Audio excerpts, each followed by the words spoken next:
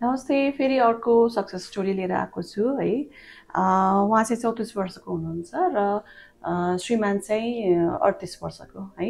उहाँहरूको बिहे भएको 15 वर्ष भइसक्यो है। 15 वर्षसम्म पनि बच्चा भएको थिएन है।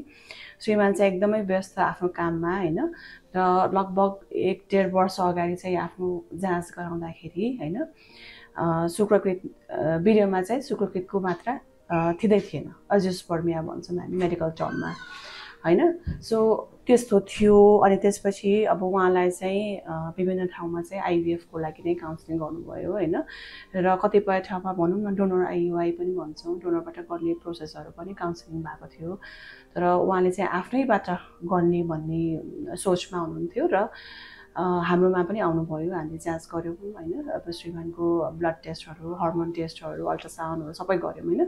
र सबै गरेपछि चाहिँ उहाँकोबाट पनि हुने जस्तो देखेर हामीले अब आइभीएफलाई नै सल्लाह दियौँ र माइक्रो टेस्टै गरेको होइन। माइक्रो टेस्टै गर्दाखेरि पनि उहाँको शुक्रकृत राम्रै आएको थियो र हामीले फर्टिलाइज एक्सरे पनि गऱ्यौँ। एक्सरे गरेर अनि भ्रूणलाई चाहिँ फ्रिज गरेर ल्याबमा राख्यौँ है।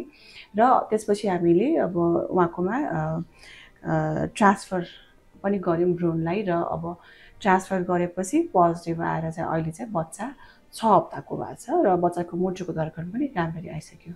सो यस्तो दम्पतिहरू जसलाई चाहिँ होइन अब श्रीमानको शुक्रकृतमा चाहिँ वीर्यमा चाहिँ शुक्रकृत नील देखिरहेछ र अब बच्चाको लागि प्लानिङ गरेर राख्नु भएको छ भने चाहिँ एकचोटि हाम्रो सेन्टरमा आएर भिजिट गर्नलाई चाहिँ अनुरोध गर्दछौँ। ल अब अहिले बच्चाको मुटुको धड्कन हेरौँ है त।